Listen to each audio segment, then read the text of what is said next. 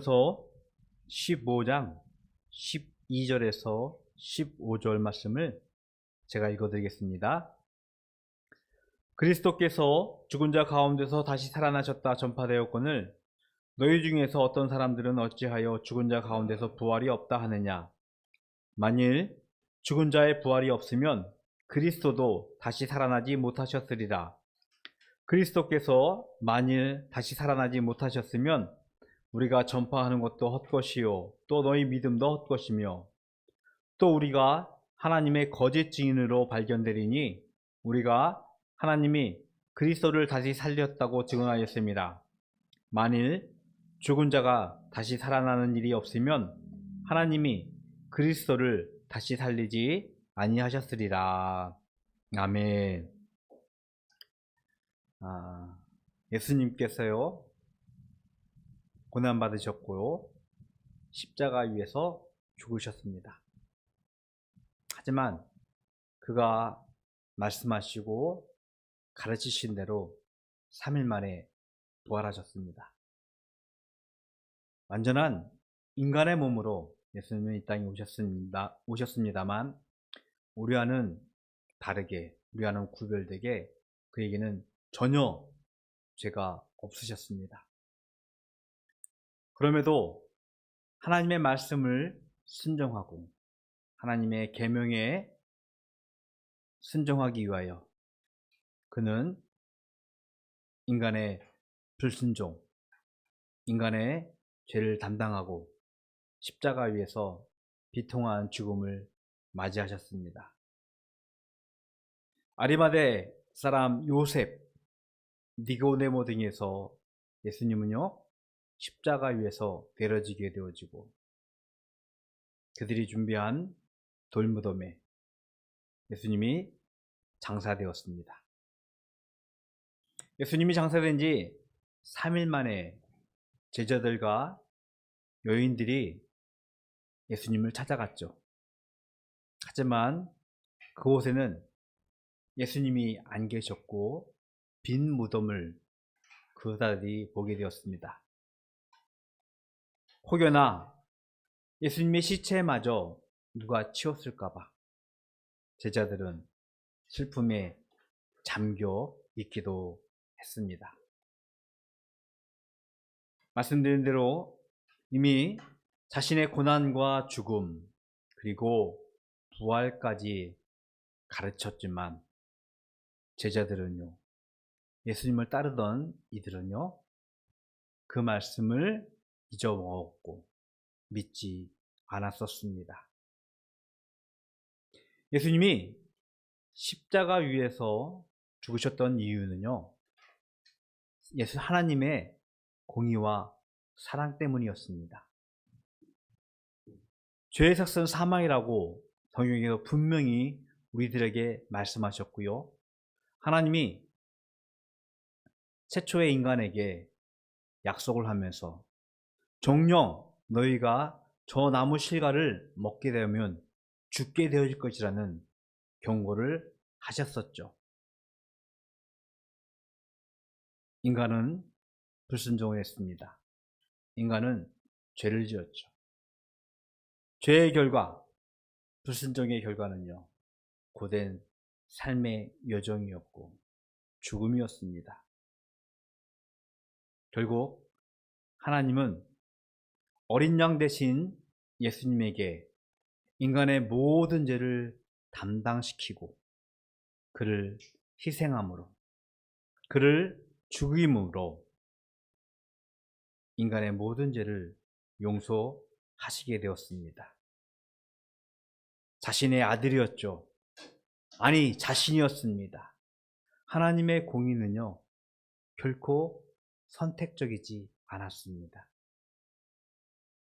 자신이 하신 말씀을 이루기 위하여 자신의 아들을 자신까지 희생했던 그 모습을 하나님의 공의로 그 십자가 위에서 보여주셨습니다. 또한 예수님의 십자가의 죽음은 하나님의 사랑 때문이었습니다.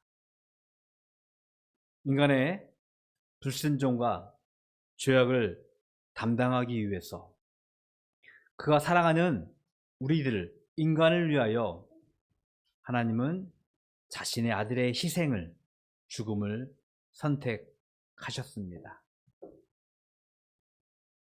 자신의 생명보다, 자신의 목숨보다 더 사랑한 것이 바로 우리들이었기 때문입니다. 그 십자가의 죽음은 하나님의 공의, 하나님의 사랑이 우리들에게 마침내 선포되어지고 그 절정을 이루게 한 사건이었습니다. 하나님은 그러나 그 예수님을 죽음의 권세에 홀로 남겨두지 않으셨습니다. 모든 불순종과 죄악을 해결하신 십자가의 죽음, 이제는 그 죽음을 넘어선 사망의 권세를 이겨내신 부활을 통하여서 우리들에게 마침내 영원한 생명을 보여주셨습니다. 죄의 용서와 생명의 신비가, 영원한 생명의 은혜가 그 십자가의 죽음과 부활 안에 담겨져 있음을 우리는 반드시 기억해야 할 것입니다. 그러나 우리는 알고 있어요. 역사 가운데 어떤 인간도, 어떤 이도 죽음을 이겨낸, 사망에서 부활한 사건을 경험하지 않았습니다. 그래서 부활의 신비를 깨닫고 믿음으로 고백하는 것은 매우 낯선 일이죠. 오늘 성경에서도 분명히 우리들에게 말씀하고 계십니다.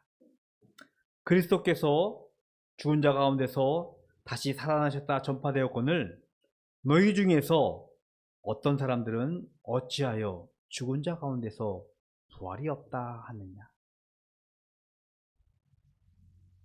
도무지 이해할 수 없고 받아들일 수 없는 예수님의 부활. 많은 이들이 그것을 부정하고 그것을 받아들이지 못하는 것은 매우 자연스러운 일처럼 보이기도 하지요. 그래서 저와 여러분에게는 이 부활의 신비를, 예수님의 부활을 전파하는 것이 우리의 귀중한 사명이 된 줄로 믿습니다. 예수님의 부활이 없다면 우리가 믿는 것도, 우리가 전파하는 것도, 우리가 그 믿음에서 사는 것도 모두 헛것이라고 오늘 13절, 14절에서는 말씀을 하고 있어요. 예수님께서 살아나지 못하셨다면, 예수님께서 부활하지 못하셨다면 어쩌면 우리가 이 자리에 앉아 있는 것은 아무런 의미 없는, 어쩌면 종교적인 허식일 뿐이도 모르겠습니다. 사도 바울은요, 그래서 예수님의 부활이 헛것이라면 세상 가운데서 우리가 가장 불쌍한 자라고 19절에서 말씀을 하고 있어요. 예수님이 십자가에서 죽으신 사건이 역사적인 사건입니다. 그것은 로마의 역사에서도 분명히 기록하고 있고요. 그 십자가의 죽음이 역사적 사건인 것처럼 예수님의 부활 역시 역사적 사건이었다는 것을 우리는 반드시 알아야 할 것입니다. 그리고 그 부활은 마침내 우리의 믿음, 우리의 소망이 되어서 우리를 살게 하는 하나님의 은혜가 된 줄로 믿습니다.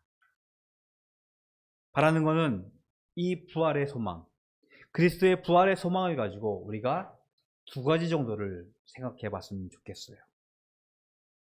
첫 번째는요, 바로 이 부활의 소망을 통하여서 우리는 그리스도의 고난에 적극적으로 참여할 수 있을 수 있다는 것입니다.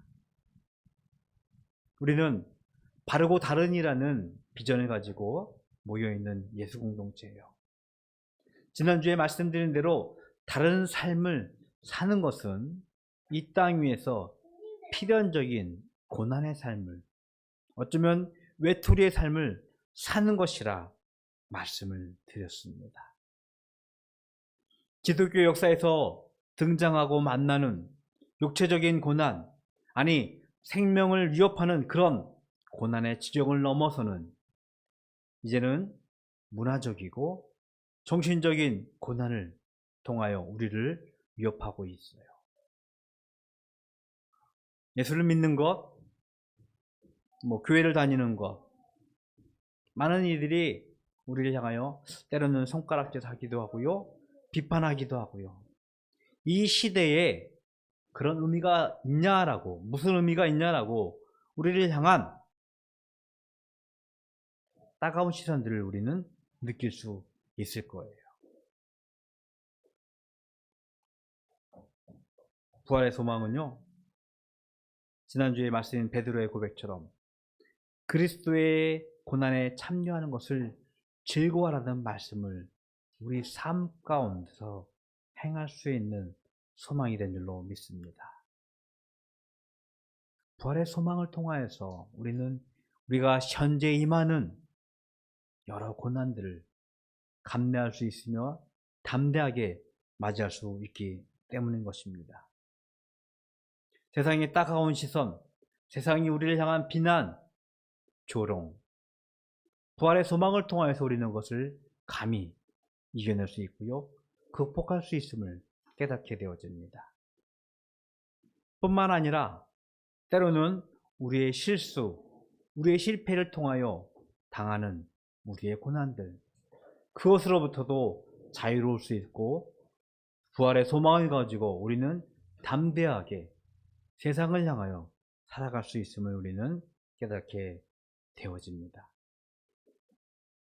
바라는 것은요, 여러분 삶 가운데 부활의 소망이 여러분의 믿음을 통하여서 확신이 되어지고 그것으로 이 땅 위에서 우리에게 주어지는 여러 다양한 고난과 맞서서 담대하게, 당당하게 맞설 수 있는 모든 바다교회 가족이 되기를 주님의 이름으로 축복을 드리겠습니다.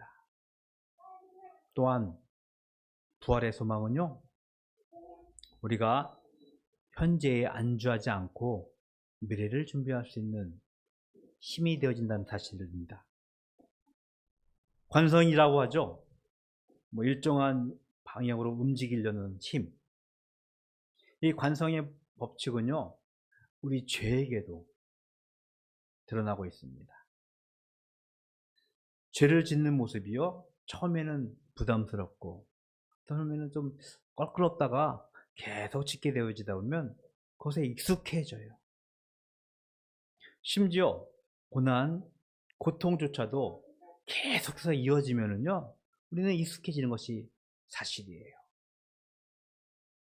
잘은 모르겠는데